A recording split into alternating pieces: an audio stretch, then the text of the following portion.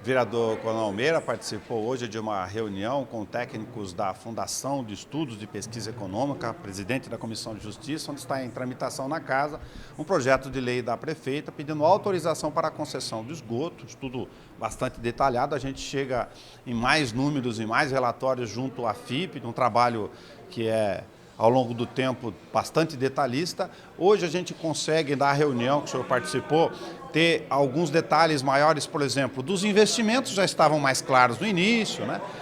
Envolvendo a estação, a ETA, a drenagem, enfim, de cerca de 1 bilhão e alguma coisa de reais. Mas também foi possível destrinchar o custo de operação, de insumos e essas informações?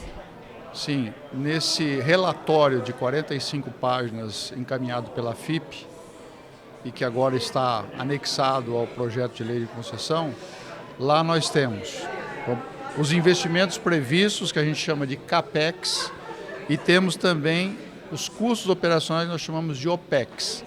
Então aí eles detalham, né, o que se enquadra, o que compreende os custos operacionais, que ultrapassam aí 1 bilhão e 100 milhões de reais, como, por exemplo, o tratamento dos emissários e coleta. Eles falam de recursos humanos diretos e indiretos, energia elétrica, quanto vai se gastar, produtos químicos, tratamento de lodo, outros custos e despesas, drenagem das Nações Unidas, porque ela vai ter um custo para poder, vai ter 2 piscinões lá. Para manter isso. 2 piscinões, aí tem tem as galerias e as microdrenagens também, que são fundamentais, são importantes.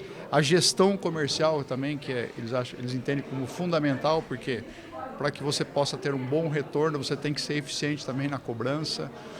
A substituição dos hidrômetros aí entra nos investimentos, que a gente chama de CAPEX, aí tem a própria ETA, e também tem um dado interessante que eles falam da outorga, né? Que quanto que a empresa que vai ser contemplada com a concessão vai oferecer para o município como outorga ao longo desses anos. Então, começa com 32 milhões para serem distribuídos em 27 anos.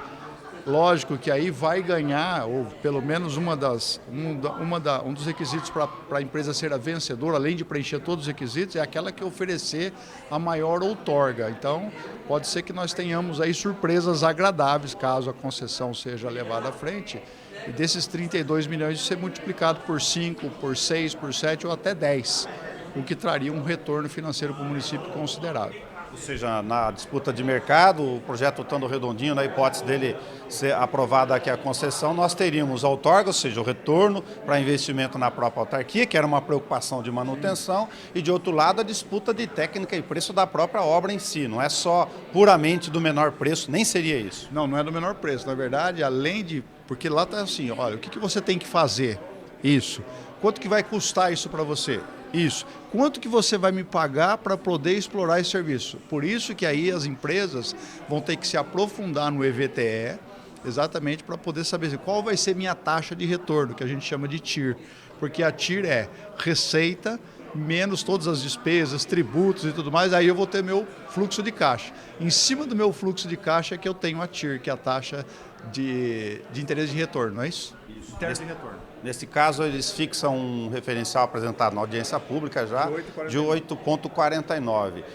Esta taxa, havia uma preocupação de algumas indicações aqui preliminares de mercado, de que isso poderia não ser sustentável no tempo. O que disseram os técnicos especialistas da FIP a esse respeito?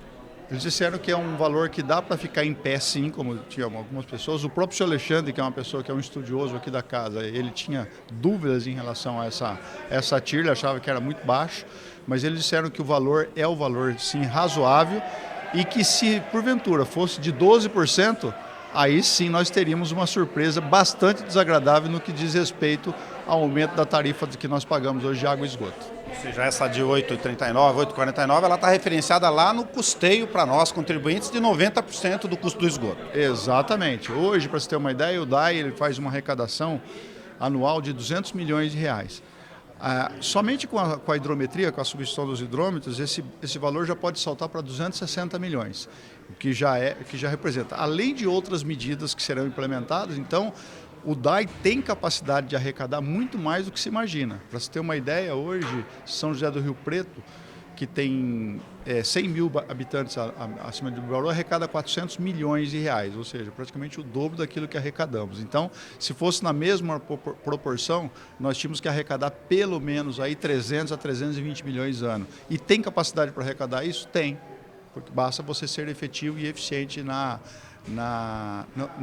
perda de água, ou seja, você não perder tanta água como nós perdemos hoje. Esse detalhe é importante para destacar, porque nós não estamos nem falando aqui, então, em recomposição de tarifa. Estou falando que a eficiência na micromedição, no estudo, ele aponta pelo menos 20% para sustentar o DAI em relação à questão das receitas. O que significa dizer que aquele temor dos servidores de que a arrecadação não vai ser suficiente sequer para pagar o DAI, vai ser sim. Hoje, dos 200 milhões que se arrecada no DAI, 180 utiliza para água e 20 milhões vai para o esgoto. Então, significa que é possível, sim, viabilizar economicamente isso para o DAI, tanto quanto na autarquia, que vai ficar com a responsabilidade da água, quanto para a empresa concessionária, que vai ficar com o esgoto. A gente falou sobre esses dados aqui, é natural que haja uma ansiedade para saber os números por dentro, mas mais do que aqui o consumidor e o bauruense é saber que esse estudo ele exige esse detalhamento porque o mercado financeiro e de investidores precisa ter ele a miúde à mão para garantir a atração de investidores. Na verdade, esse estudo ele é importante para subsidiar os vereadores na decisão de permitir a concessão ou não, ponto. Então, ele já é suficiente para que os vereadores possam compreender.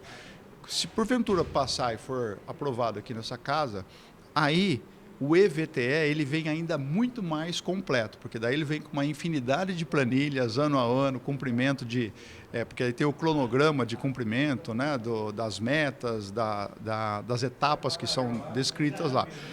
Aí, lógico que as empresas ou o consórcio de empresas que vão participar, eles vão colocar os técnicos dele para fazer conta mês a mês, ano a ano, para saber se realmente é viável ou não participar de um processo de concessão como esse. Por fim, para atualizar aqui, na Comissão de Justiça tem o voto do relator, em que estágio está neste momento o projeto. O voto do relator é pela tramitação, ou seja, pela constitucionalidade e legalidade do projeto, em que pese o parecer do jurídico dessa casa, né? E aí houve um parecer da Prefeitura Municipal por meio do jurídico, e o vereador Manuel Lozilla fundamentou o seu voto com base nos pareceres dos procuradores jurídicos e também no seu conhecimento jurídico a respeito, dando pela normal tramitação. O vereador Locadora pediu prazo, aguarda aí alguns documentos, seria o segundo voto, depois vai para o pastor Edson, depois vai para a vereadora Estela e finalmente vem até mim, que sou o presidente.